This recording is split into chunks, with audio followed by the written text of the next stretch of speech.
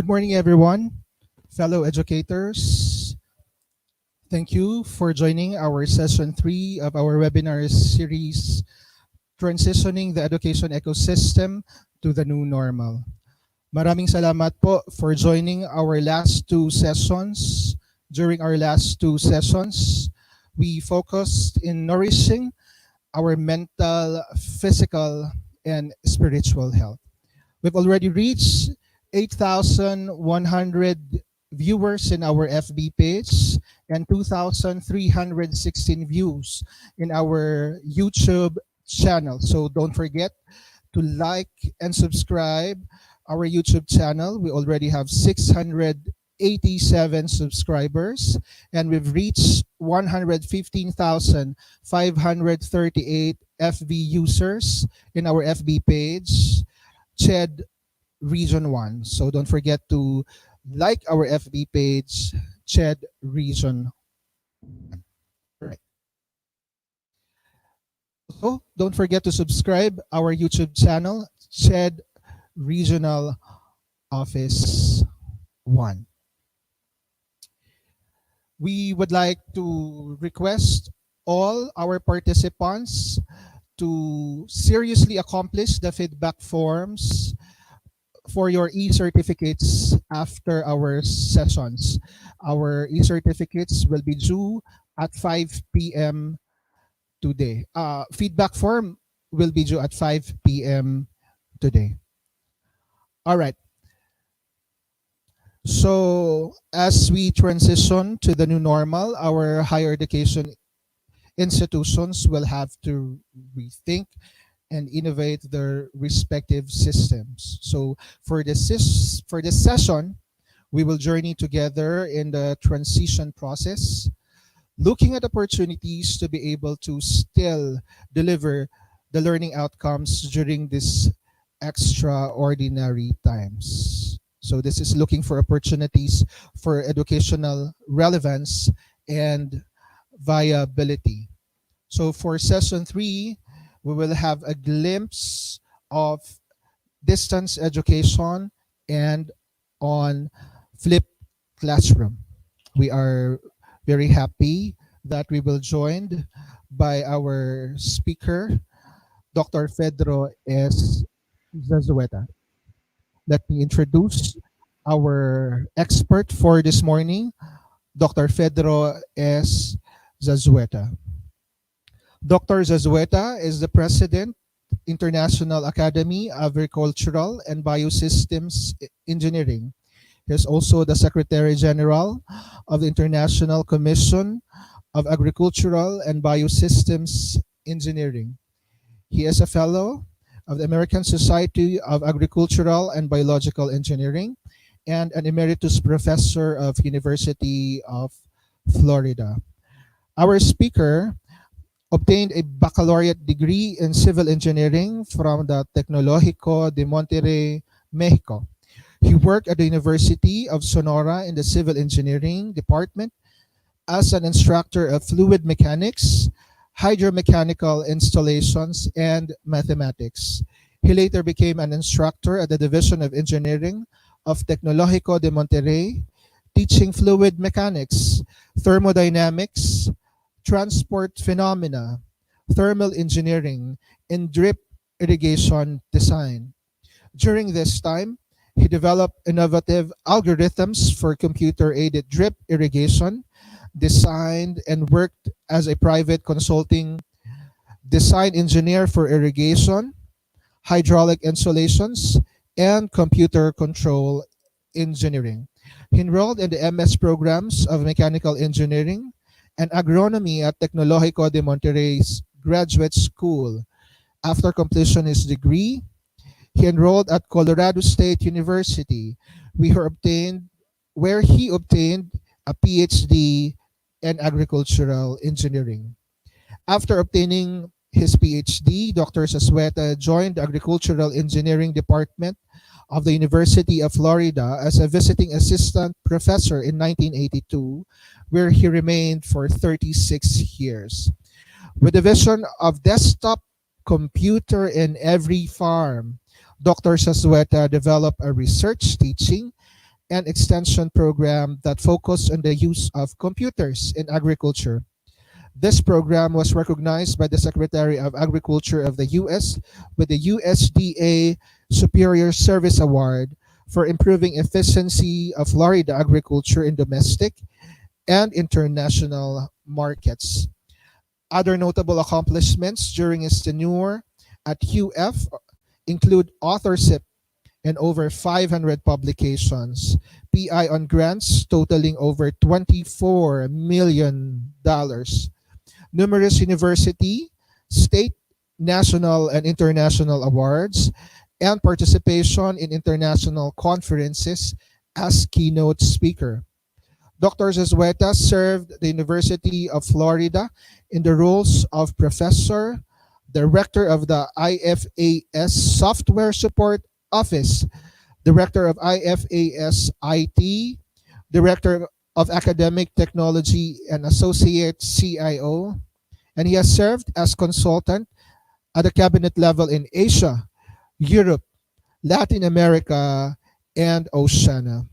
He is also a founding member of the International Academy of Agricultural and Biosystems Engineering, the International Federation of IT and Agriculture, and the Latin America Society of Agricultural Engineering.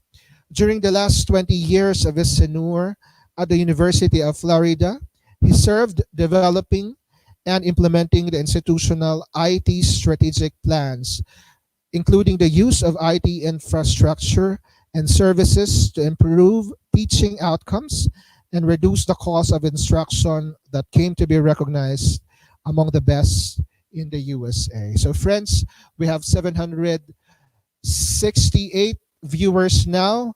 Let us all welcome our expert, Dr. Fedro S. Zazueta. Good morning, sir.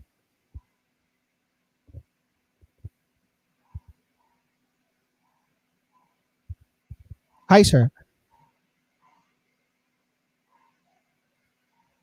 Dr. Zazueta.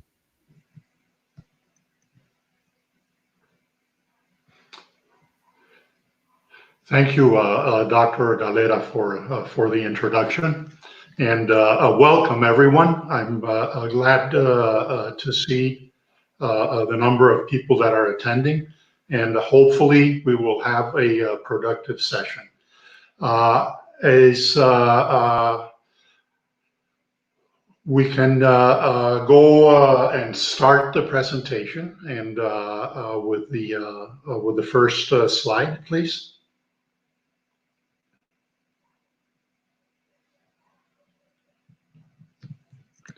So at this point in time, what we will be talking about is the issue of teaching with technology.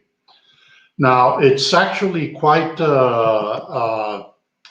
fortuitous that, in fact, we are now using technology at this particular point in time to communicate. I happen not to be at the University of Florida, but rather I am in Mexico in quarantine for the last few weeks as a result of the pandemic that we're all experiencing. I hope everyone is safe and everyone's family is safe. So a little bit about the University of Florida. The University of Florida is a land-grant university. It was established in 1853 and is a highly ranked university. It has a very comprehensive number of programs in terms of different professions that are addressed, and it is relatively large for a university in the U.S. at about a little bit over 55,000 students. Now, the mission of the University of Florida is threefold. One of them is teaching and learning. The other one is extension or outreach, as it's sometimes called. And of course, research. The University of Florida being a top research university among the top 100 in the world. Now, distance education at the University of Florida actually has been an important component of teaching and learning now for decades. There is a relatively large number of programs that are offered at different levels. In particular, if you look at the doctoral and master's degrees and the bachelor's degrees, there exceed over 100 programs. So there's a long history and a lot of experience that UF has developed with distance education. Now, when we talk about distance education is very much conditioned by the available technology. If we go back about, the second half of the 70s, this is actually a course that I took on distance education on the topic of microprocessors. And at that time, materials used to be mailed back and forth in order for the student and the teacher to communicate and to conduct the teaching and learning activities. Of course, as technology evolved, the way that distance education occurred started changing to the point where we even extended the classroom. Classes would be held through video conferencing means at a different schedule several times a week. And of course, today we're using technologies such as the one that we are experimenting right now to deliver a learning program. But what is important is that the use of technology is not just about distance learning.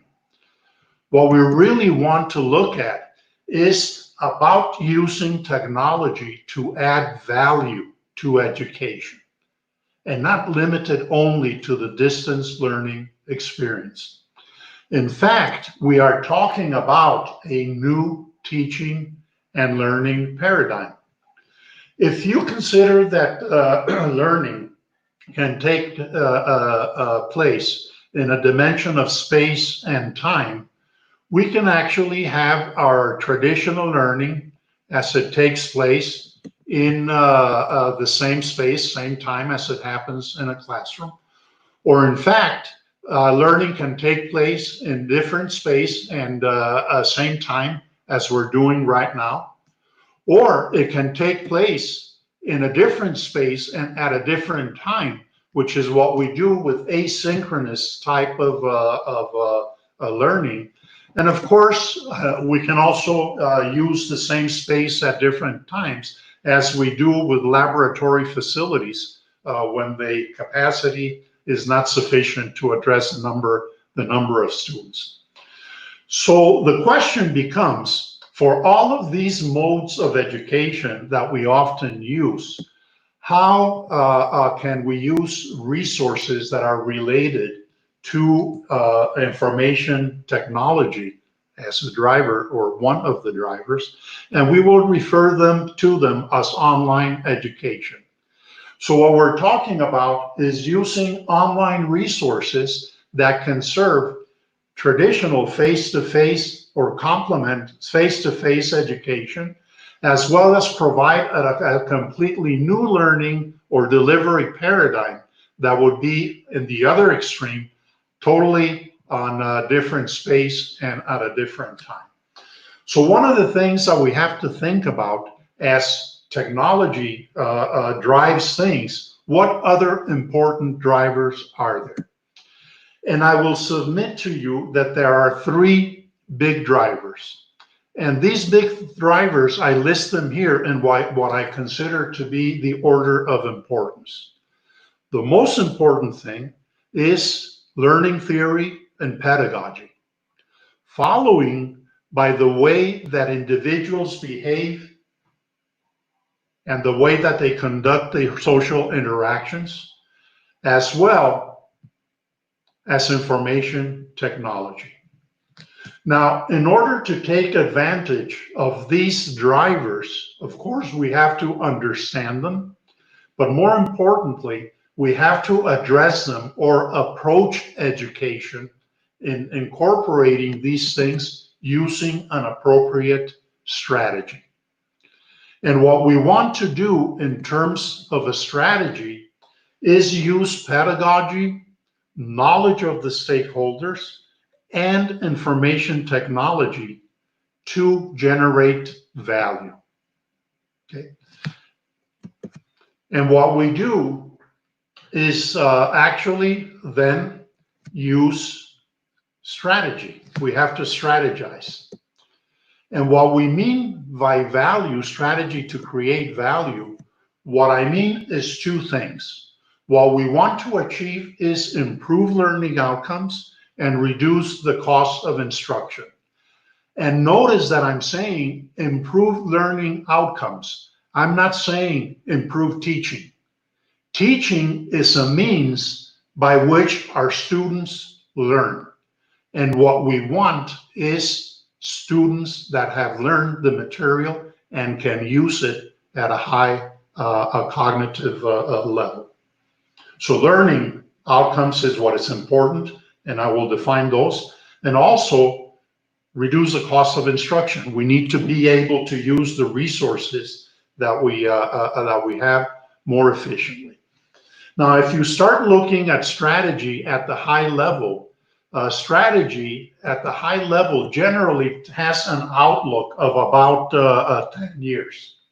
So if you look at the U.S. National Education Technology Plan, the plan started in 2010, and of course, 10 years is precisely the time that we're in. Likewise, the European Union also has developed their own strategic plan in order to incorporate information technology with a specific goal of making the EU competitive and an inclusive economy. China also has their own strategy. But if you go and start reading, if you start reading to these strategies that were developed in about 10 years ago, what you will see as a common thread among them is to move away from infrastructure and devices, in other words, from the technology, and focus on the pedagogy. And this is really important. It doesn't matter how good the technology that you have is, if you don't have the appropriate pedagogy and knowledge of the people that you're trying to serve through education, the technology is completely useless. So pedagogy becomes very, very important. So we're talking about technology. So when we talk about technology and pedagogy, there are just a great number of options. Many of these options are technologies that are new, and other technologies are very mature.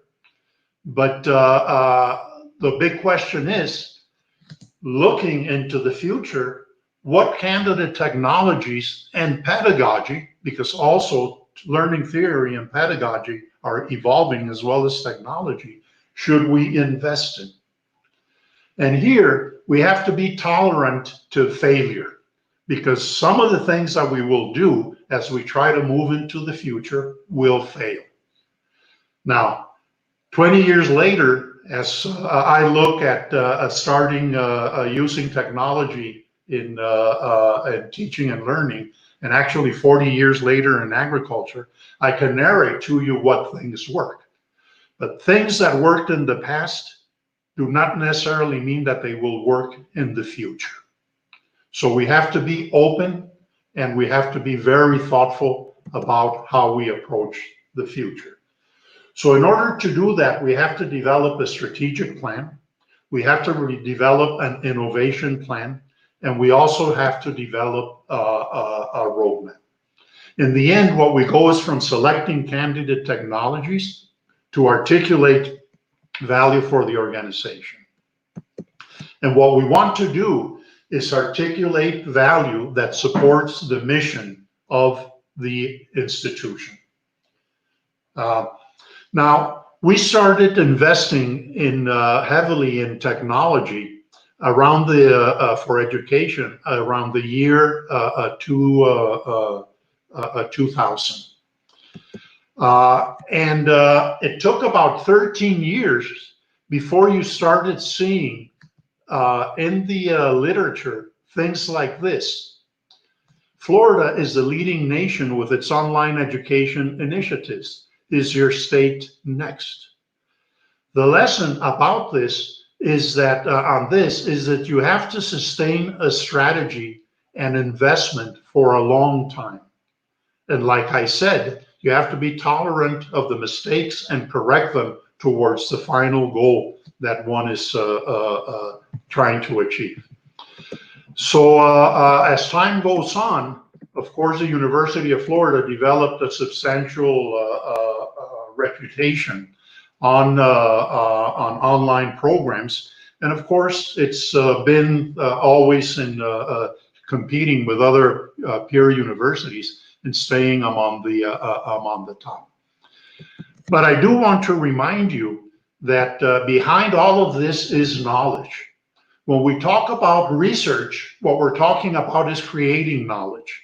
When we're talking about teaching and learning, what we're talking about is transmitting knowledge. Okay? And we have several mechanisms by which we do this. Now, as an engineer, one thing that is important is that knowledge has different levels. So when I think about knowledge, what I want my students to do is to have deep knowledge, and we'll define that a little bit more. So let me give you the example of rubbing two objects. You know that when you rub two objects, these objects warm up. Well, I challenge you to go home tonight and by rubbing two objects, light a fire to cook dinner. There's a big difference between knowing that rubbing two objects generates warmth or heat to lighting a fire and cooking a dinner on it. And the level of knowledge that we want our students to have is that deep knowledge, deep, mature knowledge. So let's look at these three factors that we talked about. The first one, of course, is technology. And let's think of technology as a transformation agent. And the first thing is that technology changes us in ways that are very, very deep. When Galileo started looking at the sky with the technological development of the telescope during the Renaissance, our position, our knowledge, our interpretation, our paradigm of what our place in the universe was changed. And this was due to someone that took a latest technological innovation, which consisted of a tube with two polished lenses at the end. So technology is a deep transformation chain agent. And the change can be very, very deep, and sometimes very simple technological innovations can bring about changes that totally transform society. What you will see is that most medieval historians actually agree that the feudal age in Europe was a result of the introduction of the stirrup from China. Now, one would think that a small loop making a knight more stable on a horse wouldn't have that much of an influence. But I challenge you to go to the Journal of Ancient and Medieval History, and you will see that the stirrup is what allowed the mounted knight to become dominant. So technology brings about very, very deep change, sometimes very simple technological innovations. Another thing that is important is how we look at technological change. In the US, during the mid 19th century, mail was transported across the country using relays on horseback. So the letters, this was called the Pony Express.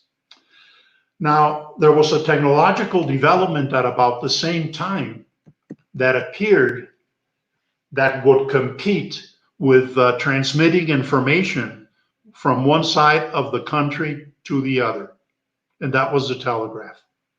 Now, today you would think that no one in their right mind would believe that horses carrying letters would compete with the telegraph. But how did the executives of the Pony Express enterprise respond? Now, these were people that were as intelligent, or probably in some cases more entrepreneurial than most of us. But what they did when they faced that is they bought more horses and hired more men. Now, that seems today to be absolutely irrational. So the question becomes, as technology innovation arrives in education and in other things, are we buying more horses? Or are we willing to actually to transform what we do to take advantage of the innovations that are coming? And what happens is that most of us, it's a very human trait, see the future in terms of our past experience. In fact, one of the arguments of faculty for not going to moving towards using online resources is I've been doing it like this for 20 years and it works really well. There's no reason to change. Well, the reality is actually other. But it is difficult to divest from old paradigms. When I was an engineering student, we had to do calculations using a slide rule. When this device came along, some of the professors in the classes that I was taking forbade us from using a calculator. We had to use a slide rule because that's what a good engineer did. Well, today it turns out that it doesn't matter if engineers are good at computation or not, because computation is done by a machine. What engineers need to be good at is design. Computers will do the computation.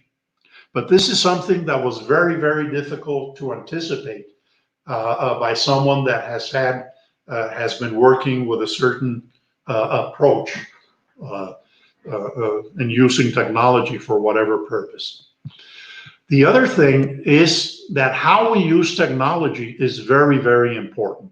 I happen to be in Mexico right now, as I mentioned, and it turns out that the Aztecs, although they knew the wheel, they never used it for any transportation or any industrial purpose. So, what do we know about technology?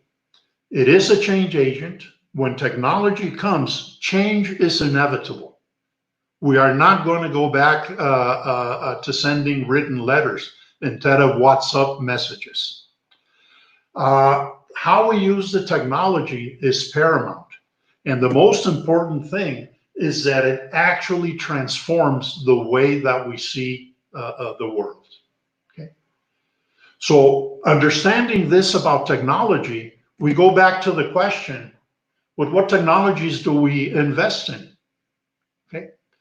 And what I suggest is that in education, as well as in any other activity, the best return on value from investments in technology are made where technologies converge. And if you look at the evolution of computing machinery, you will see that the oldest computing machine that we know is from 500 BC. And then sometime in the first half of the 20th century, the digital computer was invented. Now, the digital computer was a very important invention, but what really made a transformation is when networks and telecommunications converged.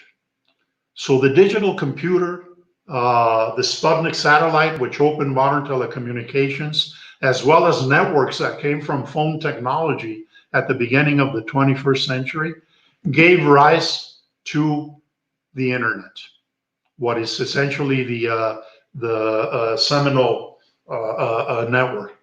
And from there, what we saw was a very quick development on information technology to where we are today. So you will see, particularly in the upper items, we see mobility, social networking, the cloud, big data, the internet of everything. And we're now in a situation where now we're connected to everything, anytime, anywhere, and on any device. And not only that, we find that many of the people that are living today actually were born into this paradigm. They were born into this technology. Some of us are immigrants into the information technology age, such as myself, and others were born, are true citizens of the information technology age. So as we talk about the current technology triggers, it's important to understand the cloud. And what's important about the cloud is you can do rapid provisioning. Now, in a matter of weeks, you can have a course management system for online teaching that you simply contract. You no longer have to worry about maintaining servers and storage and so on. What the cloud allows is for everyone to focus on the core competencies. So those of us that are in education and are trying to deliver high quality programs on education don't focus on information technology. We focus on the pedagogy, we focus on educational technologies and methodologies that have to do with delivering to the students.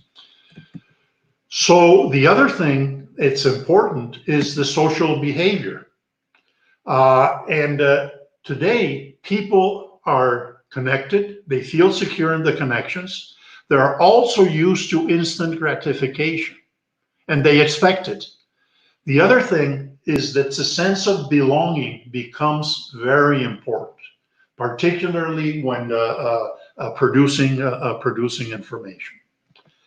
The other component is, of course, mobile, and mobile is about convenience. The success of mobile is because it's generally context aware and simple. Apps are things that do one thing really well and in a very intuitive manner.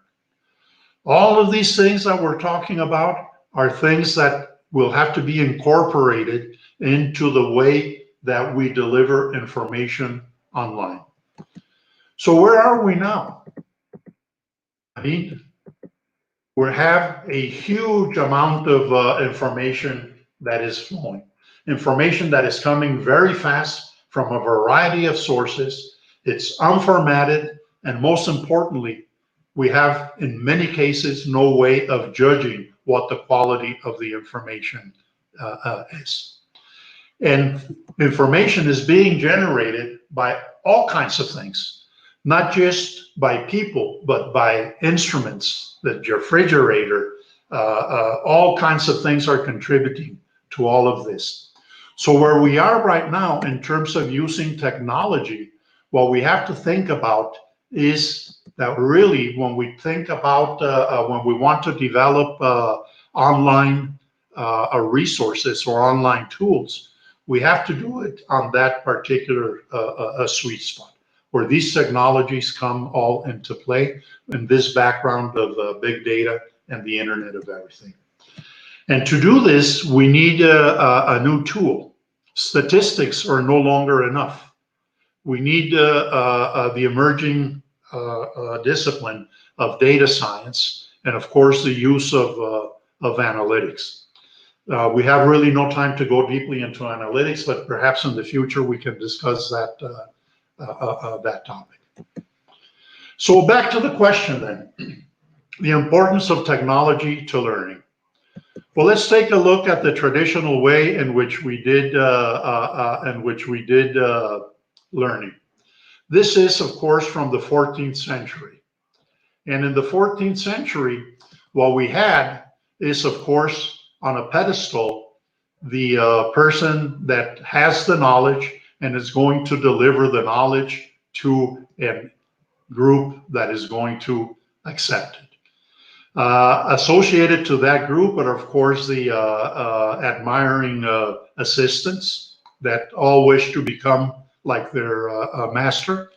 And among the students or people that are receiving the knowledge, you have, of course, this individual which seems to be gazing in the infinite, this individual which is totally distracted with reading something or other, this other lady which seems to be enamored with the professor. Over here, we have someone that's sleeping, another one is sleeping over here. These two are chatting. And then we have this gentleman that, of course, is not paying attention to the lecture, but is paying full attention to this beautiful blonde lady over here.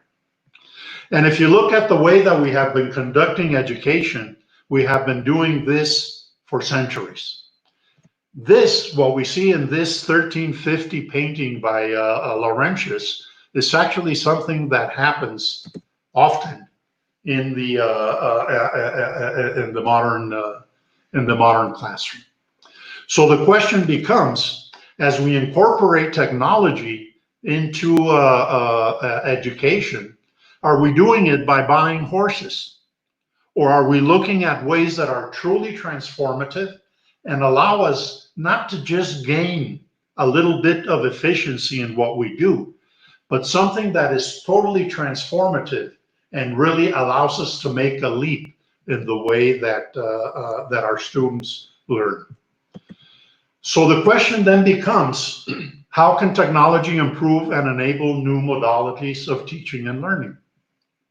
Well, when we started looking at this in the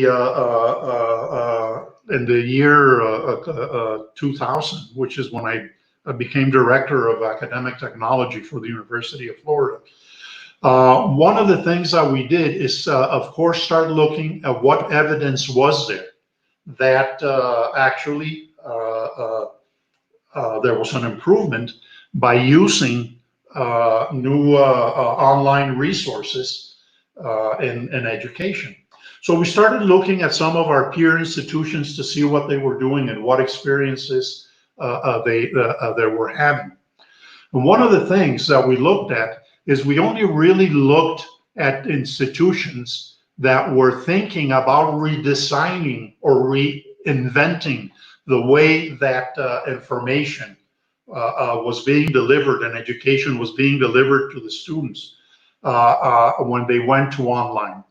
Because putting a camera in the back of the room and streaming the lecture of the professor is basically buying horses. In fact, most people that have done that have found out that that is really a bad experience, and it doesn't lead to high levels of learning. So what we found about among these early studies, one of my colleagues, Ann Allen, worked on this project. At the time, she was one of my directors. But what we came up with is what we found out is that when you redesigned the way that you taught and you use technologies, what there was is an improved learning of the content. In other words, people understood the content better. Also, we found that they retained the knowledge longer. In later courses, what we found is that the students actually recalled the knowledge from the previous course better. Also, they were working at a higher level of thinking, higher level of critical thinking skills. And there were also cost reductions in the delivery of these materials. With time, there was an interest by the National Center of Academic Transformation. And what they did is they followed 156 courses, 195 institutions, and 250 students. And what they found is that learning outcomes were improved 72% in 72% of the courses. And the average cost for the course was reduced 34%. And also the students found that the cost of course was also reduced for them. So very early on, as we started gaining experience and our peers in education started looking at delivering pedagogies to us, producing pedagogies that were able to use the developments in technology, we saw that there was a great improvement. So the issue here then became how do you transform the organization? Because it's very easy to say, oh, I'm going to take one course or two courses or three courses. But what we're talking about is how do you change the culture in an organization that has more than 50,000 students and almost 2,000 faculty. Okay, and so this is where the strategic effort comes again. The vision has to be very clearly articulated by the leadership or the organization. The strategy has to be very clear and very simple so people can follow it. Also, effort and funding has to be sustained long term. And it's usually new money because you can't stop what you're doing. And of course, you have to show progress as you go along. So the way that we did this is about 2004, 2003, 2004. we decided that we would produce 20 exemplary online courses that would go on live on the spring of 2006. And when we say produce 20 exemplary courses, it was not about doing 20 courses. It was about generating and putting in place an infrastructure that would scale, an infrastructure, tools, software tools, services, and delivery mechanisms that would actually allow for those 20 exemplary courses to exist, and for those courses to be a model for the organization to grow rapidly in using those technologies in on the in other courses that were taught traditionally. And again, back to the issue that what the metric is, are we improving the quality of learning, and are we reducing the cost of instruction? And these have to be demonstrable. If we cannot demonstrate that we're doing this with a new pedagogy or a new change in whatever it is that we're doing in the way that we teach and create a learning experience for our students, we're not making progress. So another aspect that was important in order to be able to develop this this strategy that I mentioned, one of the three big things was individual and social behavior. And of course, there are many other individuals involved in supporting students and faculty. But the key players, the key stakeholders, were the students and the faculty. So we had to understand very, very clearly what the characteristics of individuals at the level of behavior, individual behavior, and social behavior was. So there were studies that were conducted about the traits of the different generations. And what we found is that the learner primarily was a learner that was born into the technology and was actually very collaborative in its behavior. It liked to collaborate, work with other people. Now, not everyone is like that, of course, but most general traits. The other thing that we found is that regardless of where the students were and what environment they were in, such as this indigenous people in Southwest Mexico, when they were exposed to technology, the students immediately acquired the technology skills very, very fast. In fact, there is some evidence that actually this new generation is different from a physical and morphological way. I'm not a expert in the area, but it is interesting to point out that yes, there are differences in the way that my generation was education and the generation of my grandchildren are. Of course, the other group is the faculty. And this is an actual faculty from the university, a department in the University of Florida. And of course, the first thing you notice are the white hairs. Okay, so these are individuals that are highly accomplished, usually in a narrow field of study. They are asked to fulfill a difficult agenda, and very few have had any training in educational technology, learning theory, or pedagogy. Most of us that became teachers were engineers or sociologists or nurses that were thrown into teaching. And the way that we taught was, well, the way that we learned from what we saw from our teachers. Of course, most universities have had programs to improve this situation, many for decades right now. But one of the things that was very important is the realization that if we did not involve the faculty early in developing a strategy, the faculty would not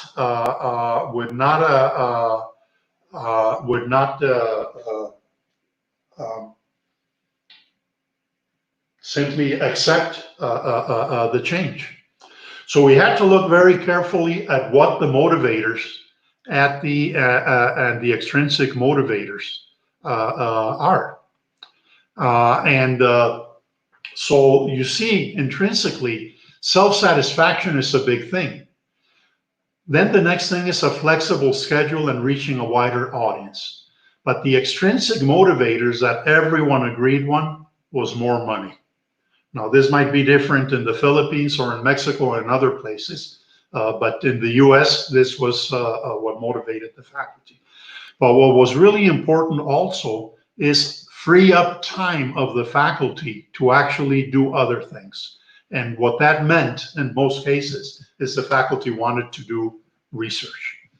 So when you look at adoption paradigms, it is very important to use a paradigm that is participatory and educational, so that things that are to be done from a strategic and operational point of view actually facilitate and empower the faculty.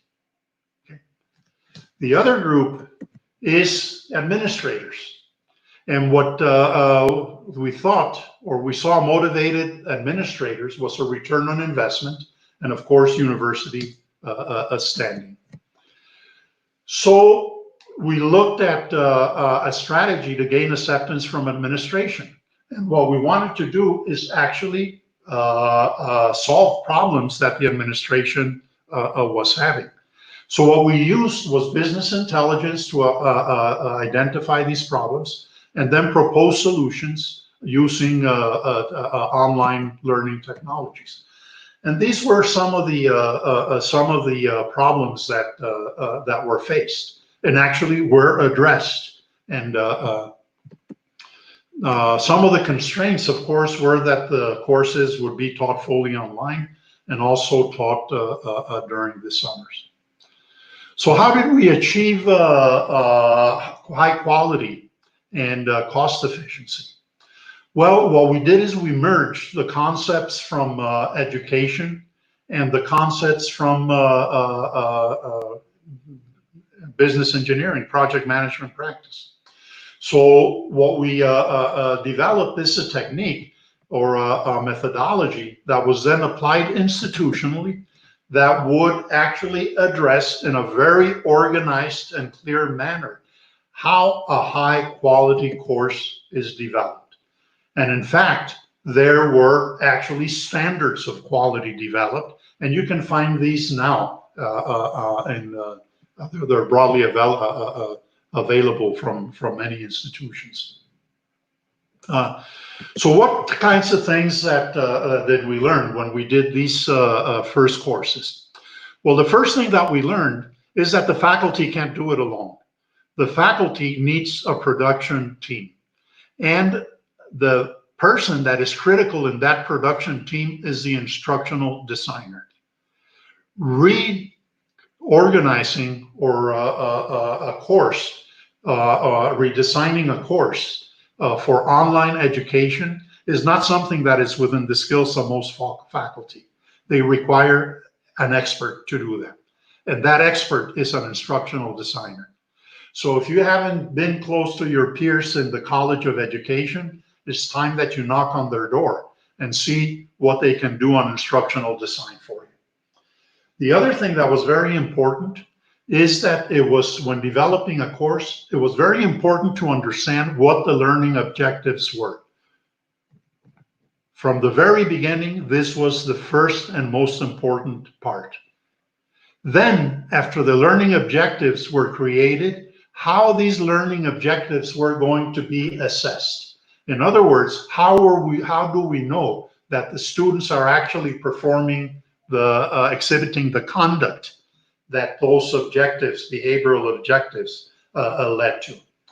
And last, after we had that, then we developed the learning materials, videos, problem sets, quizzes, etc. Okay. The other thing is not to put spurious material into the course.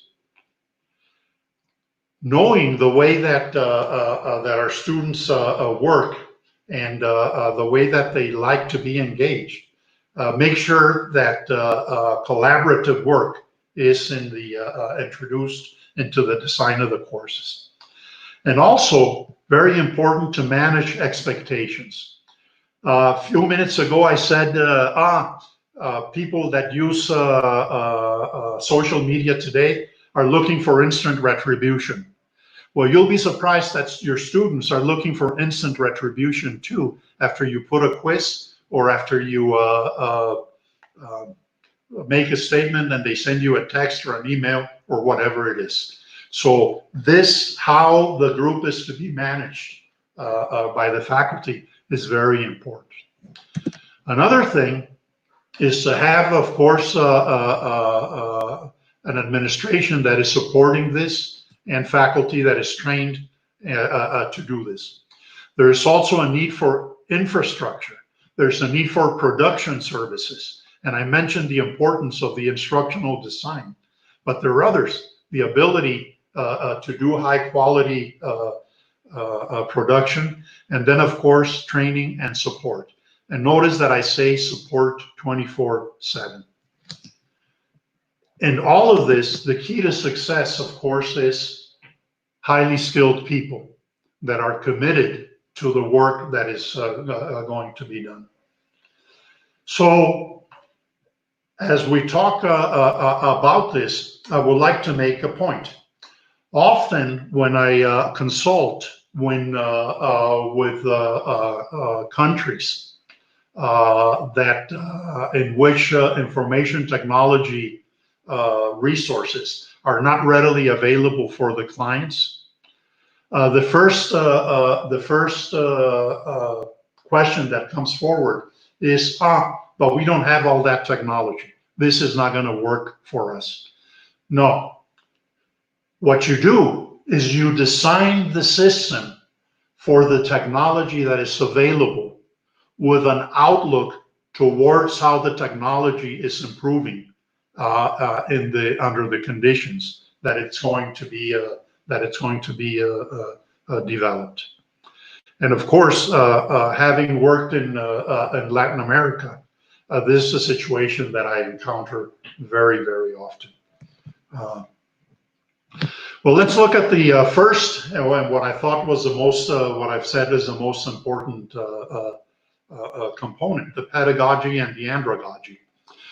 So the question was, as information technology comes by, are we actually doing the same thing that the executives of the Pony Express did? Are we just trying to repeat the model that we have been always using, but rather than changing in depth, we're just kind of using the technology to repeat what we do? So one of the things that is critical in transforming in these transformations of a course to online that I have been talking about is that we need to think of ourselves not as teachers, but as individuals that are creating a learning ecosystem. Okay. The role of the instructor is one that is changing from teaching to a role that is changing to leading or guiding the student towards a learning experience. Okay. And again, what we're concerned about is the retention of the learned behavior as specified by learning objects and the development of critical thinking of in our students. So if you look in the new paradigm, as we're talking about, education has the same purpose. Education broadly has the purpose of creating a competent workforce that can help satisfy the needs of society, as well as the individual needs that lead to a happiness individual. That has not changed. That's what we have always done with education.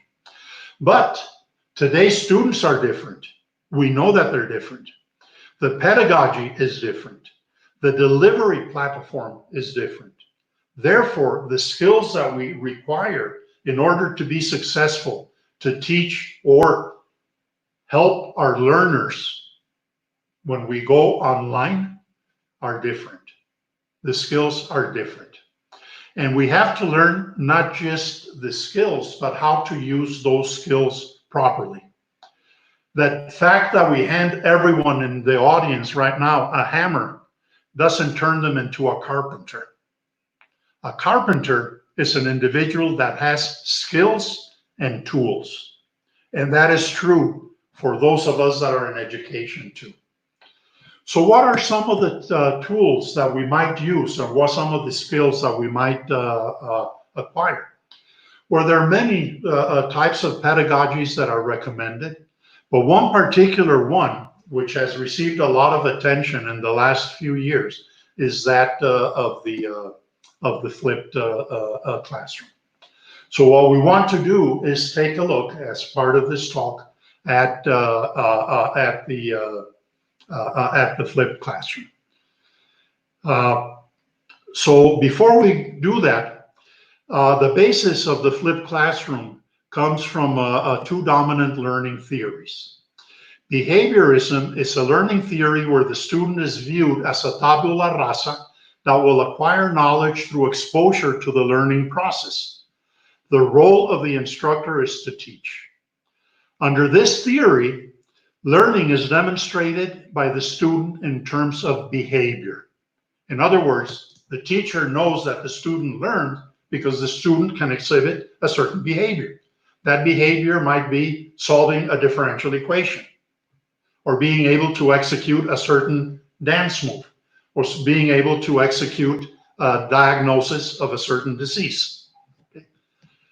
A second theory is that of constructivism. In this learning theory, learning is considered to be a strongly social activity. It involves self-reflection by the student on what the student has learned. Now, critical to constructivism is social interaction. And in this social interaction, students clarify, deepen, and create new knowledge. And notice this term, create new knowledge. That's very important. So you will note that behaviorism is teacher-centered, while constructivism is student-centered. So we can use these principles to actually apply in a pedagogy referred to as the flipped classroom. But before we do that, it is important to understand what the cognitive process dimensions are.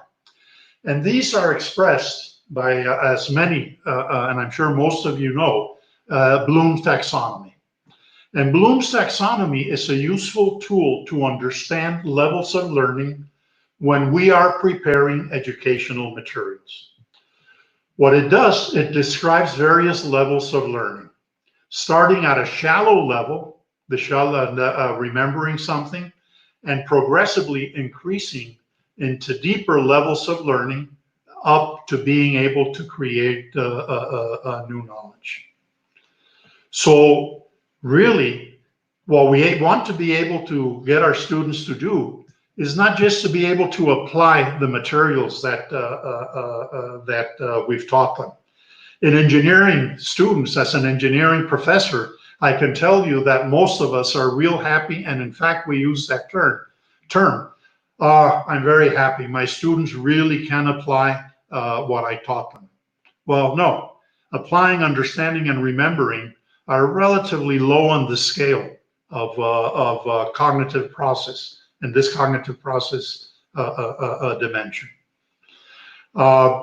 So the other thing that is important to understand is that although we focus in teaching and learning on the cognitive process dimension, there are other dimensions. There is a knowledge domain.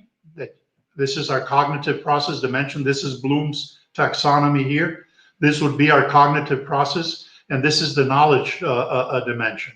But there's also an affective dimension. There's a psychomotor dimension. So notice that that amongst this that in this on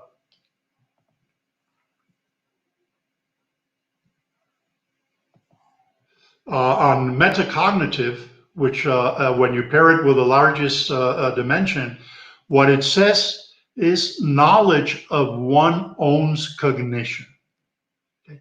So the highest level of knowledge is not just being able to create, but also having knowledge of the limit of our knowledge. Remember that old saying, "I only know that that I know nothing." And of course, there are other domains that might be important. If we're in the school of dance, it's not important just to understand a movement. You actually have to do it. So psychomotor skills become very important. Now, another thing that's important that is something that has been known for many, many years is that people learn better when they are engaged. For example, after 2 weeks, people will tend to remember only about 30% of what they see, 50% of what they see and hear. And this is what we do in the traditional, mostly in the traditional way of delivering knowledge. However, if we have students actually participate or actively participate in the knowledge that they're acquiring, the trend is that they will remember much, much more. And this is the key reason why students that have gone online with redesigned courses that actually emphasize collaboration learn much more. Now, an important term also is engagement. Engagement doesn't mean, oh, my students are paying attention in my class. It's a much deeper concept. And it is something that we have to actually learn. Those of us that do not come from a background in psychology or education, at least understand if we're not going to become researchers in the area. But there's some things that we tend to focus on, which is the academic engagement. That's probably what we mostly do. But there are other things that are very important that are actually quite difficult to get to, unless there is a close relationship with the students. For instance, perceived relevance of schoolwork. Okay. So what is the difference then of all of this that we know, of all of these things? What is really the traditional versus the flipped classroom? Well, in the traditional classroom, what we do is we have the instructor deliver a lecture. And notice that this lecture can be delivered like we're doing right now. People don't have to be in the same place. The lecture is delivered by the professor, either presentially or online. And then the student is assigned homework or other work to reinforce understanding. Occasionally, some group work. In the flipped classroom, what we do is actually have the students watch the lectures online. In other words, the students don't go to a place at a given time to watch a lecture, but they actually go through a series of scaffolded educational materials. Scaffolded meaning that they're jumping from the lower levels to the higher levels of Bloom's taxonomy. And the students acquire that's the basic knowledge about the subject matter independently, individually. And then the time that is traditionally used for class, the students come then to the classroom and they devote that time to collaborative work that is oriented to the higher thinking tasks. That is analysis, synthesis, evaluation, and creation of new knowledge. Okay. So when you look at the way that that the flipped classroom works, you will kind of generally classify activities into activities that don't require human interaction and activities that require human interaction, like watching video lectures and quizzes and practice problems. And then, of course, here, collaborative, open-ended zoning. And if you look at Bloom's taxonomy, this actually works really, really well for getting people to all the way to an application level. And these discussions, in-class discussions, work really well for the higher level of learning. Now, you'll notice that the skills that you have to have are very different. You're no longer going to be standing in front of a class with a chalkboard or a transparency or using PowerPoints. You're actually going to have to think about problems that are very relevant, that engage the student in terms of the engagement that we were talking about earlier, and that actually force the student to work at these higher levels of knowledge in Bloom's taxonomy. And I can, the first times, it gets easier with time once you get, once you do it several times. But the first times that you do it, it's tough. And this is, again, where a gifted instructional designer and a instructional technology expert really become useful. So, you know, we're saying, okay, well, it sounds very good, but what's the evidence that this really that's working? Well, that was a question that we had. And so we did a pilot study back in 2014. And what we did is, in collaboration with some colleagues at the University of Torino in Italy, we did a course on the agri-food chain, on logistics of the agri-food chain. And what we did is design the course so that the students would take both flipped pedagogy and conventional lecture, and then we would compare how these two work. Now, neither the students have never been exposed to online education, and this was the first time experience with professors Patricia Busato and Remigio Berruto, and using the flipped classroom, which, by the way, after 6 years, they're now recognized as among the top experts on the flipped classroom pedagogy and engineering. So this is what we did then with the course, and the way that it looked was we first developed the materials for the course, and then Group A received the first module, the content of the first module of the course using flipped classroom, and Group B received the first content, the same content, but using conventional mode. And then for the second part, we flipped the groups. Group B took conventional mode, and Group A took conventional mode, and Group B took the traditional mode. And then we conducted a preference survey and then tested the students' performance. Now, let me say that when we tested for the students' performance, all the students tested at the same time in the same place, without any differentiation on in the tests that they were taking. And then, of course, we analyzed the results. So one thing that's important is that the two faculty that conducted the course took a 2-week intensive course on pedagogy and instructional design principles. So this was 8 hours a day, 2 weeks. Okay, and then they took a 3-hour course on the course management system. The course management system is Sakai, Moodle, Canvas, Blackboard, whatever your favorite technology is.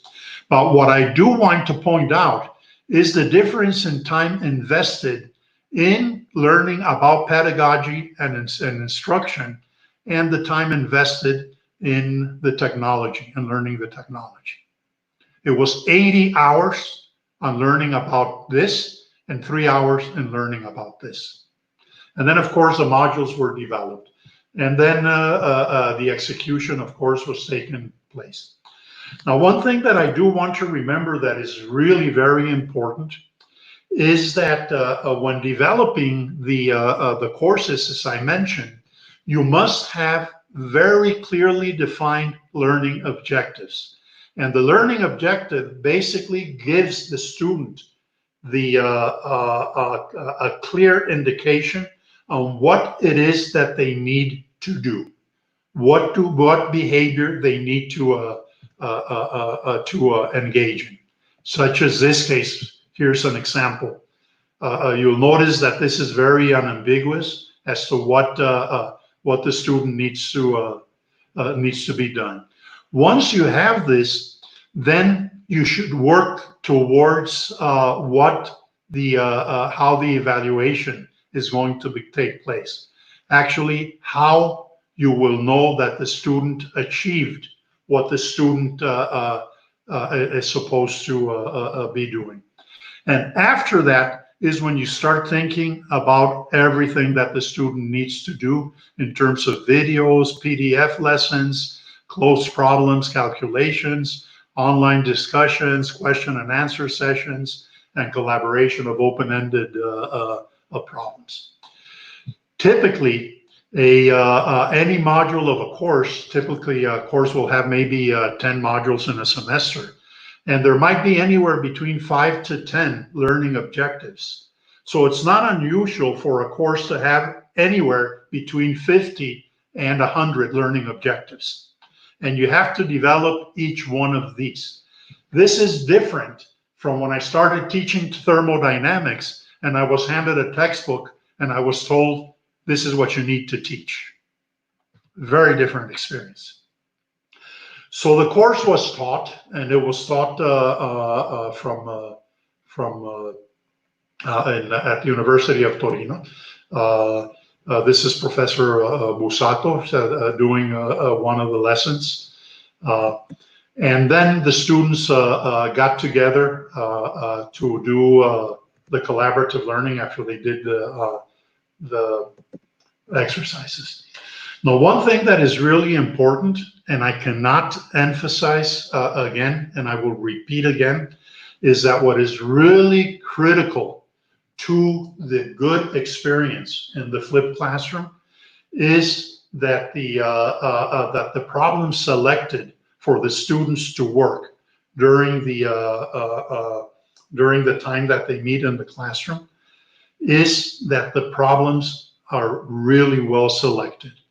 What I tend to use are problems that are actually have encountered in practice when I do consulting or when I do extension work in Florida. Now, these are problems that have many solutions. So students will have to come up with their solution with the knowledge they have and then defend that solution. Usually what it means is argue with other students as to why they did it that way and why their way is better. And it is amazing and refreshing how thoughtful some of these solutions are and how well presented they are. Again, engagement as we had defined. So again, the role of the instructor is to stay on the side and just make sure that the students don't go off the deep end. And this actually requires different skills. Faculty have to develop skills for managing groups under these situations. And these are skills that when we come to teaching, we don't have, but we must acquire. So after completing the course materials, the students took an assessment of a comparative survey using a Likert scale for the flipped classroom and face-to-face. And so a t-test was conducted, and we saw that it was significant. But what we found is that for this particular experiment, students, there's a strong preference towards the 5, or less preferred towards the 0. So students actually found the experience with the flipped classroom very, very biased towards it. The other thing is that the students found is that they actually felt that they had a deeper understanding, and they actually invested less time in gaining that understanding than in actually taking lectures. They also like the convenience of being able to do a lot of the work at their own time. Now, another thing is, well, the result of the test, how did the students perform? Well, here is, this is the material that was taken by group group 1 and group 2.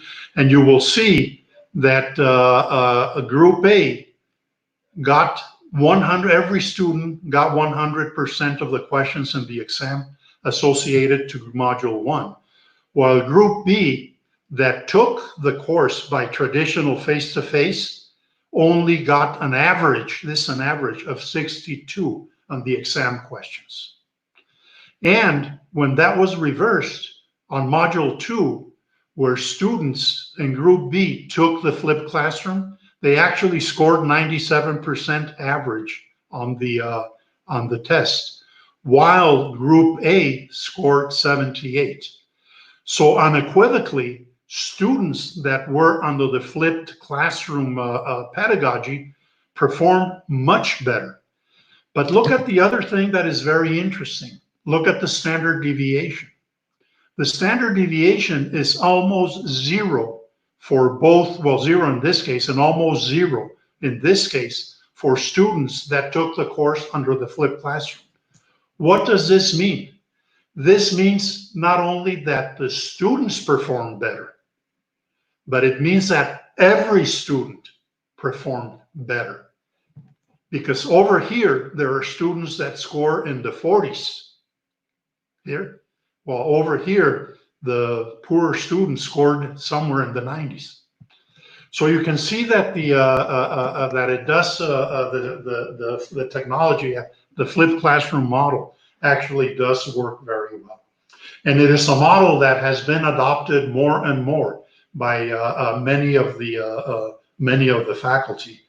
Now, this doesn't mean that the flipped classroom solution for teaching and learning is the silver bullet.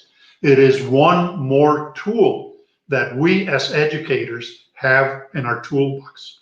And we need to become aware of other tools and acquire skills in other tools and other pedagogies that will serve us well, depending on the type of situation that we're in.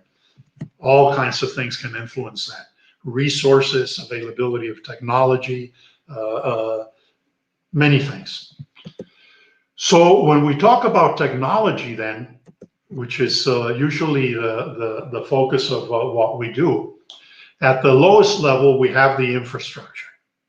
Then we have applications, and then we have services, and then the most important thing, the use of these services. And all of these things have to be in place. If they're not in place, then we have to devise systems that address for deficiencies or invest in eliminating those deficiencies. And you will see that the effect of these technologies actually starts transforming the institution. One of the things that we all know very well are the physical learning spaces, the classrooms, the libraries, the labs, and so on. This is the way that our computer labs looked, maybe 5 years ago or something like that, 5 or 6 years ago. This is the way that they look today. Computer labs were transformed into collaborative spaces. This is the way that the library looked also about 5 years ago, maybe. That same space where you're looking at those movable shelf space now looks like this. All of the shelves, all of the books were shipped out to storage, And all of that space in the library is now being used for students to come and be able to work.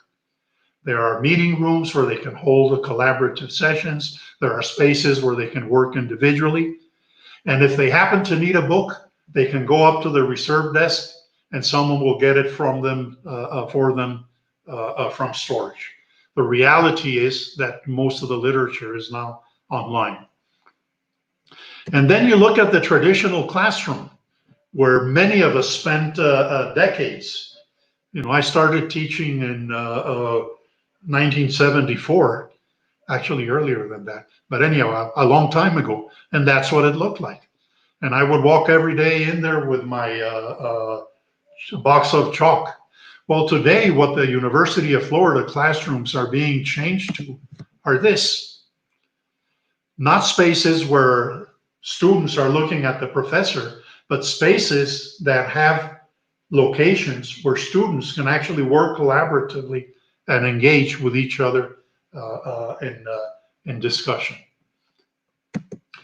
The other thing that's important is that as we virtualize, there are many things that need to be virtualized. It used to be that students used to come and use the computer lab in order to use AutoCAD or SAS or whatever other type of software that they couldn't afford to buy by themselves, but the university provided. So all of this has to be provided. And if the students are going to be away at a different location and in a different space, then all of these applications have to be online. So this virtualized services have also be created in order to be able to move forward. So also here, again, just in terms of instructor competency, I want to emphasize again, instructional design. Understand what the logistics of instructional design are, what the learning, how to do these three things. Also, very important, develop skills to manage collaborative learning. And of course, technical skills. This is actually the easiest thing to acquire. For some reason, some people are actually almost afraid to deal with some of these things. And in terms of support that is required for the faculty, these are important things because faculty are not going to be spending a lot of time on video production or developing web pages or maintaining the course management system or helping students that forgot their password and so on. So there are some services that are required for this to work. So the big challenge is for whatever situation your institution is in, develop the appropriate technology services, standards and processes, and competent people that will actually allow for this technology to be brought into and improve teaching and learning. So finally, I would like to give you some resources, and particularly those of you that might be interested in following up on the flipped classroom. There's this publication that we did some time back, and you can find that at this location. And I will leave this on the screen. But these are some this online workshop materials. I generally do a workshop on this that lasts about a day. So that's not something that we could do on this time. So with that, thank you very much. And I hope you found some of this information useful. And I'll leave this up so you can take a picture of this and be able to get these resources. Thank you. Thank you. Thank you very much, Professor Fedro Zazueta.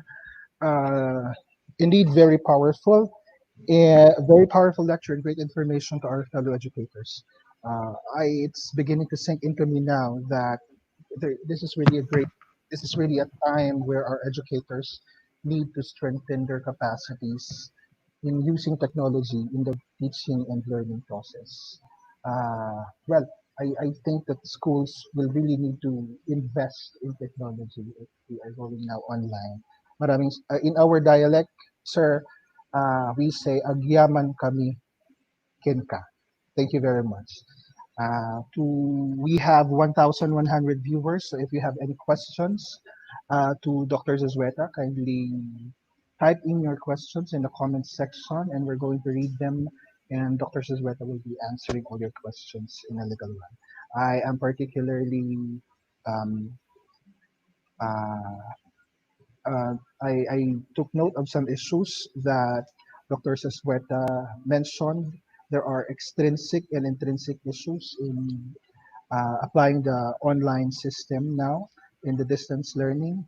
That's one is, do we still have the same quality as the traditional? And of course, the cost of instruction will be different now. Of course, we need to understand our learners because we have new generation learners already, and how are we going to start transforming again our organizations? All right, for your questions, Let let us us start with the Q&A.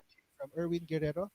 Sir, how to choose problems that would effectively be applied to flip classroom setup for student to gain deeper understanding?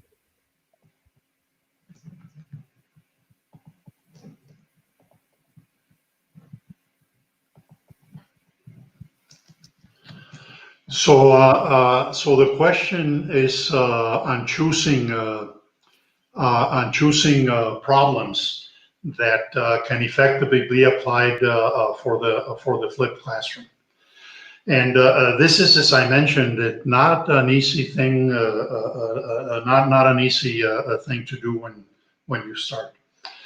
So the main thing or the way that I do it is that I look at the learning objectives for the module, and then I think about experiences that I have had where I have used that particular knowledge. And in general, I want to relate that experience to a real problem. The value of presenting students with real problems results in almost instant engaging by the student. Uh, uh, so if the students are to be able to use a certain design methodology, let's say for an agricultural drainage system, then what I will do is I will take a set of slides, 3 or 4 slides, where I will show the students at this particular location. This is a true example that I'm giving you right now, by the way. So at this particular location in an irrigation district in northern Mexico, this drainage problem was found. Okay. And I show them slides of the site, some of the negative effects of water in this particular agricultural production location. And then I tell them, actually have a data set for them. Then I said, this is all the data that I collected at this particular location. What do you propose is a solution to this problem? Okay. So the students then have to go and actually among themselves have a discussion, the different groups. I can give this problem to different groups. It doesn't have to be a different problem to a different group. But I can give this problem to the groups, and then the groups will go basically make a diagnosis of what the problem is. And in order to make the diagnosis, they have to use the set of data that I gave them. And in many cases, they require data that is actually not available. So they have to do an interpretation of a sensitivity to that particular missing data that if they had it, the solution would be clear, but they don't have it. Neither did I when I went to the field. And so then they have to start thinking, well, if we make a mistake by 10% or 20% or 50% in this particular parameter, how will that impact the final solution? So they get into these discussions where they actually start thinking about the dynamics of the system deeply in order to be able to come up with a solution that will work with a reasonable amount of low risk for the conditions that they're presented with. Once they define what the problem, what the scope of the problem is, and what the availability of information to address that problem, then they come up with they can propose a solution. And because the nature of this particular problem, the solution can be many different solutions, and every different group will tend to come up with a different solution. Once the group has implemented the solution to completion, then what I do is have the groups present the solution to the rest of the group, and then have the other groups critique their solution. Then the students themselves start becoming they start thinking at a critical level. They start analyzing what the other group did. Then they start asking relevant questions. The group that actually provided that solution then has to defend why they're reasoning and how they're reasoning what. And they might come up to the realization, oh, wait a minute, you're right. We did this wrong. We have to go back and rethink this. So in this process in which the students are actually having this interaction, they already know the equations. They already know how to plug in the numbers into the equations to get a result. They already know what each parameter of the equation is in the field. The question is, when faced with a situation that's real, can they actually come up with a solution to that situation? Provide a good engineering, sound solution based on the knowledge. Create that new way of providing a working system, a system that in this case will work for the farmer. So that's that. I don't know if that gives you a general sense of what of how to do the open-ended problems. And this is not easy when you start doing it. It gets easier with time, because the other thing that you learn as you do this a few times is how the students interact. Okay, so for example, I did not too long ago a workshop on the flipped classroom for the University of La Mancha in Spain, and this particular topic was on sensors, computer control systems, and sensors. And the idea was that the students would learn the principles of a computer control system. And in the end, the problem that I gave them was very simple. I showed them a situation that would be a situation that you would encounter in the field of an agricultural engineer that was about to design a computer control system for a greenhouse. Okay, and then the problem was using only commercially available components, design a computer control system for temperature and humidity and blah blah blah blah blah and other parameters for these conditions. Okay, and of course, when the students understand how a device works and what the interactions are and what the thermodynamic principles are and how a greenhouse works, they'll come up with different solutions. Okay.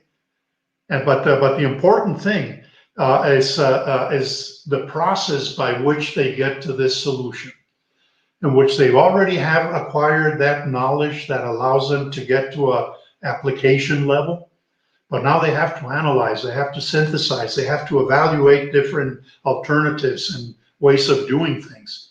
And usually they come up with a completely new way of doing things, where we want them, where we want them to be. Because the problems that we have today in this world are not going to be solved, as someone said, with the solutions of with the technologies of the past. We need people that are able to solve problems that we have right now in new ways. So the importance of educating people to do this is very, very high. Yeah. I don't know if I hope that answers your question. All right. Next question, sir. From Mila Delia M. Lianes. Thank you very much, Dr. Susweta, for this very informative discussion on distance learning education and flipped classroom. Her question, I'm interested to know how flipped classroom can be applied to the nursing program, considering the nature of the program, which is heavy with clinical skills, critical thinking, and effective skills that must be done demonstrated in a laboratory or an actual health facility? Thank you for your response, sir. Okay, now remember, the flipped classroom is and should be but one tool within the our toolbox to educate. There are certain things that you are not going to replicate online. There is nothing like a glass flask exploding in a chemistry lab. Okay, that's something that you're not going to replicate. So there are certain components. In fact, in a course, there might be some components where you are teaching the materials using the flipped classroom, but there might be other components that might require that you actually have the students conduct an experiment in a hydraulics lab, or with actors that are patients, knowledgeable and well-trained actors that know how to act as patients, so that a student in the health sciences can actually have a near experience on how to diagnose an individual. But this is just one tool. We're advocating that one tool is the solution for everything will never work. There are, I can assure you, it sounds almost that if in what I've said, I'm against face-to-face conventional training. Believe me, there are a lot of individuals in this world that I would love to sit for one semester in front of them 3 hours a day and listen to them talk. Because these individuals have a lot to say. But there are things that also under many circumstances where I might want to use a technology that is such as the flipped classroom for a particular purpose.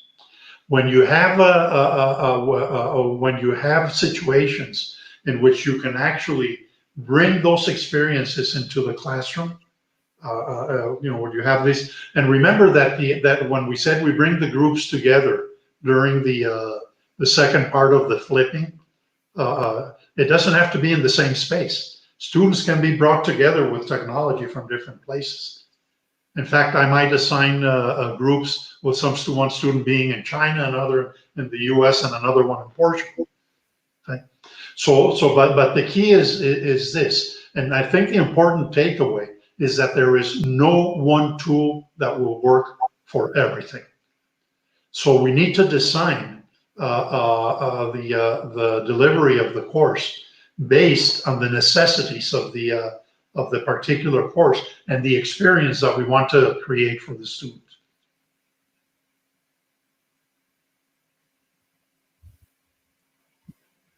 All right, sir. So it's choosing the best tool that I think that's your message a while ago.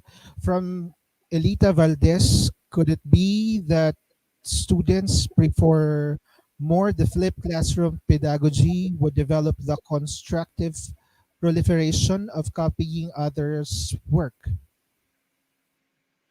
Actually, I don't see how this would happen. Uh, the the flipped classroom, the way that it's done, is that a group of students, Group A is working in one corner, Group B is working in another corner. You give them a problem, they go off to the corner for half an hour or 40 minutes or whatever it is, and they're all working independently. They're not talking to each other. And then once that is done, and all of the groups have at the appropriate time, then the groups are brought together for the discussion. But the groups are not copying each other. So that there's no opportunity for copying in the traditional sense, where one is going to be looking over the side and seeing what the other one is doing. Unless I'm misunderstanding the question. All right, sir. From Rodel Hakla, do you have data on the effectiveness of virtual laboratories in flipped classroom in terms of the technical competencies gained by students? How do you assess the work of the students? Thank you. Yeah, well, it depends what you mean by a virtual lab. Okay. If by a virtual lab, you mean, for instance, a biology laboratory in which you're cultivating viruses in a petri dish to conduct a series of experiments, that's difficult to do online. But if you're talking about a lab in which students have to learn how to use AutoCAD to design a bridge, that's very easily done in with a virtual lab. The solution that you often see when some of these online pedagogies are used is that courses tend to be blended. Okay, so what will happen is that students will take a certain component of the course online, and then for certain components that actually require the use of a materials lab or a chemistry lab or things of that type, then the students are brought in for a short session to conduct the laboratory work. You see this, for instance, in our master's business program. The way that the master of business program works at the University of Florida, because most people that are doing that are taking a master's in business are actually have a job. They can't stop and go to the university. So what they will do at the beginning of the semester, they will come, they will work for 1 or 2 weeks, depending on what it is, on the particular subject matter. Then they will go away, work online, and then at the end of the semester, they will come back to campus and work for another week on certain projects and other types of things. So it's not necessarily a single model, the one that you're going to use when you're teaching, depending on the needs of the course.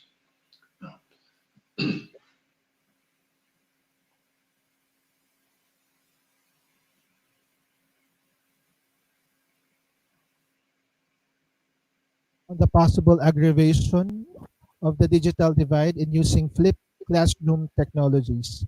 This is from John Vincent Baloran Toribio. Okay, so the first thing that I would say is that this is not an issue for an academic institution. Okay, this is an issue of government policy. If you look at the original slides that I showed, among the slides that I showed, let me see if I can bring it back.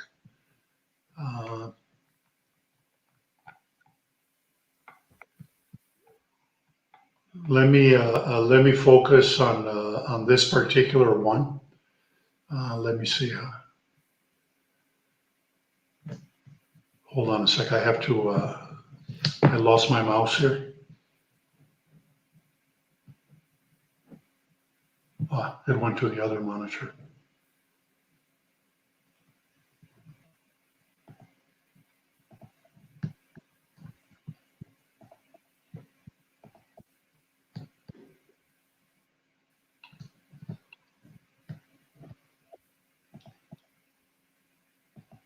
I don't know if you can, for some reason, my screen's not coming up, which is kind of strange. Well, anyhow, let me go back to the China. And remember when I said strategy at the highest level, there was no time to read in detail, but the China reads like this: deploy a nationwide technology-based learning grid using long-distance TV and internet, and using input from universities and other institutions. So the creation of the infrastructure, it is something that is beyond the scope of the activity of only a university. This is something that is a strategic necessity for the economic long-term well-being of any nation, to have this infrastructure. Now, when it comes to education, the individuals or the institutions that should specify what the requirements are for this infrastructure is the academic institutions, because the academic institutions know what they need. But the infrastructure itself, creating the infrastructure in such a way that it is accessible to every citizen, it falls under the domain of government policy. Uh, and these are this of course competes with many other needs that society might have. What is also important is that, remember when we first talked about distance education, at one time we were shuffling paper back and forth. So distance education, or does not education reaching long remote areas, doesn't have to be done exclusively by information technology means. There are other mechanisms that we have used in the past that were very effective and can be a palliative or a temporary solution while that infrastructure goes into place. Because that infrastructure will go into place. It's not a matter of it going into place. It's a matter of when it will go into place. This is a trend that you're seeing in every country. It doesn't matter what the wealth of the nation is. The loss, the inability to have this infrastructure creates that divide even wider. But it's not the academic institution, the one that by itself is going to eliminate that divide. This has to be done at the government level, and it might have to be subsidized to get it to the people that need to get it. But the benefit is great, because if you can get it to everyone, the only thing that you're doing is giving people resources that will make them more competent in the workplace. And the higher the competency in the workplace of the population as a whole, the better off the economy will be, and also the bigger satisfaction that people will be living with. So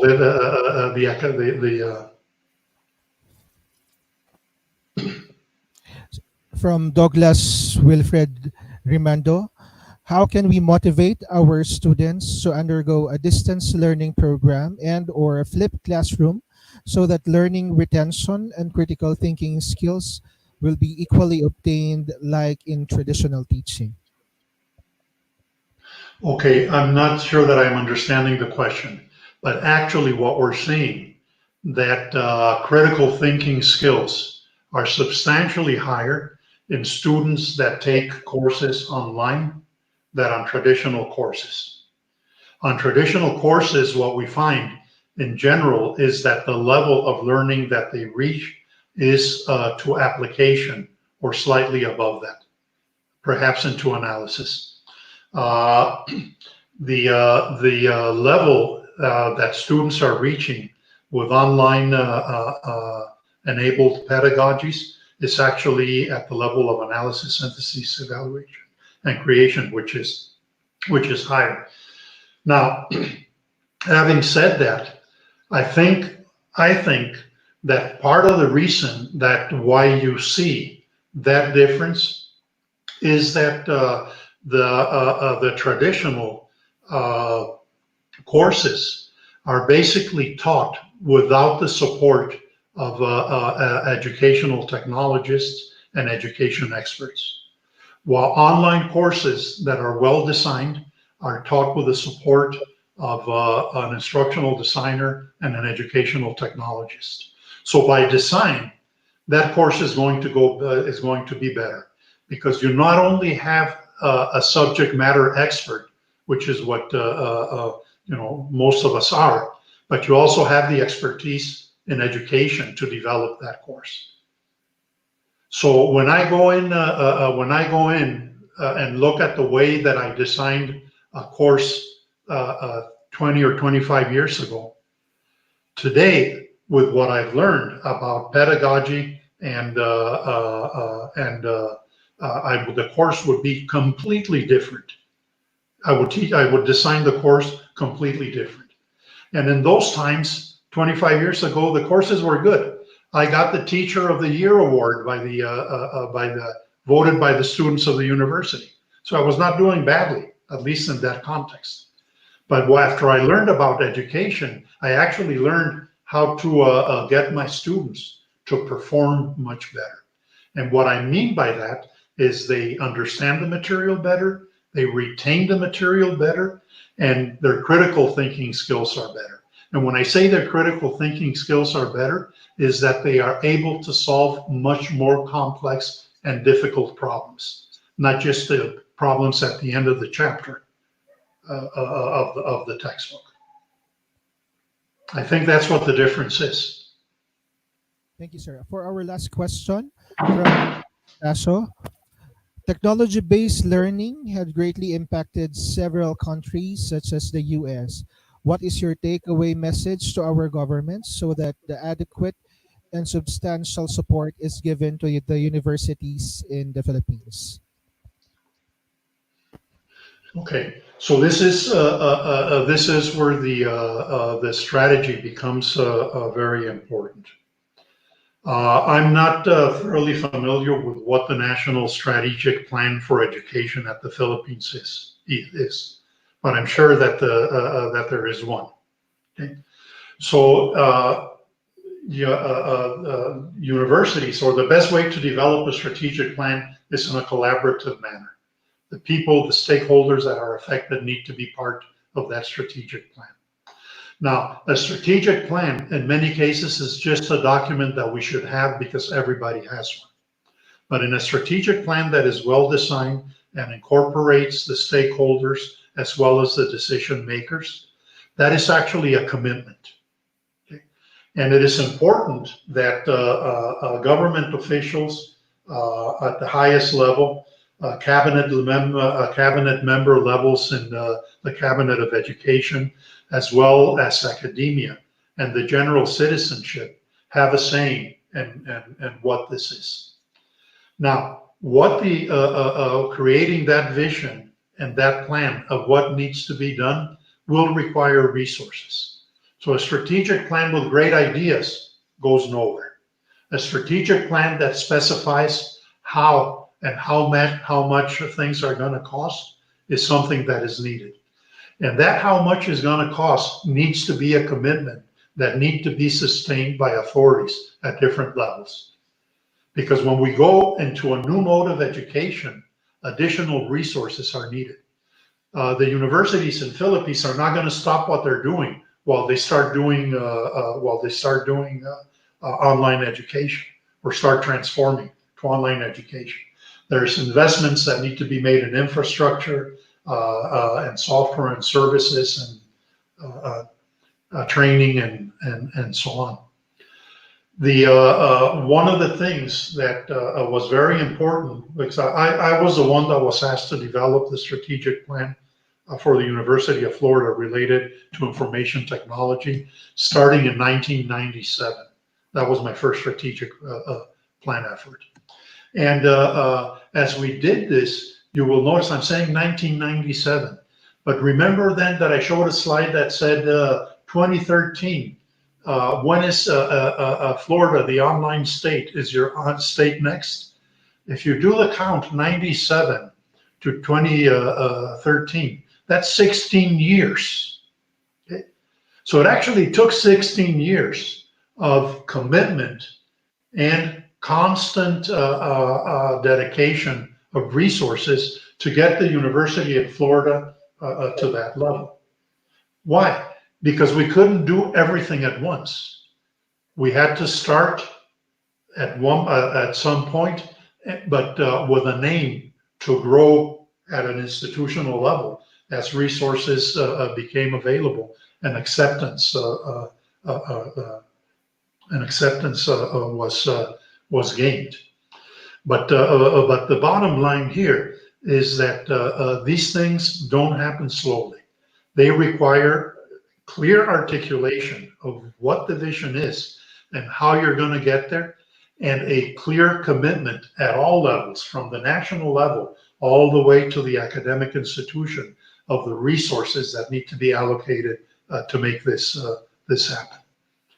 And as a previous question said, you know, it might be things that actually require huge investments in infrastructure to bring technology to the remote corners of the Philippines, where many people don't have access to telecommunications. And yes, that will happen. But what do you do in the meantime? So you have to address not just that ideal situation that you want to get to, but you have to address the transition to that ideal situation. And again, that requires vision, commitment, and resources. Thank you so much, sir. Um, well, I was taking notes. Uh, I see that really there's a need for data analytics. We need to have a vision, a clear strategy, a sustained efforts and funding, and most of all, commitment. All right. So, sir, thank you so much once again from our 1,141 viewers from the Philippines, and uh, I see that there are viewers from the other countries also joining us in this session. Uh, thank you so much for accepting our invitation for our webinar series. You see, dear viewers, Professor Suzueta is doing this for free. So again, from the bottom of our hearts, from CHED Region 1, thank you very, very much, No, my Professor. pleasure. It's been my pleasure. And of course, I hope we can all share our experience. It makes us all better. Maraming salamat, sir. Thank you. All Goodbye, right. everyone, and stay safe. Things are difficult these days. And stay safe too, sir. Okay, for your e-certificates, ladies and gentlemen, we are going to post the link for you to fill out this afternoon after our next session. Our next session will be understanding the learners in an extraordinary time. Our resource speaker for this session will be Dr. Norly Domenden, our director of the Wundt Psychological Institute. So we request you to stay with us until 1 p.m. We will be back this 1 p.m. and see you around. Again, please subscribe to our YouTube channel, CHED Regional Office 1, and like our Facebook page CHED Region 1. Thank you very much, and see you this 1 p.m.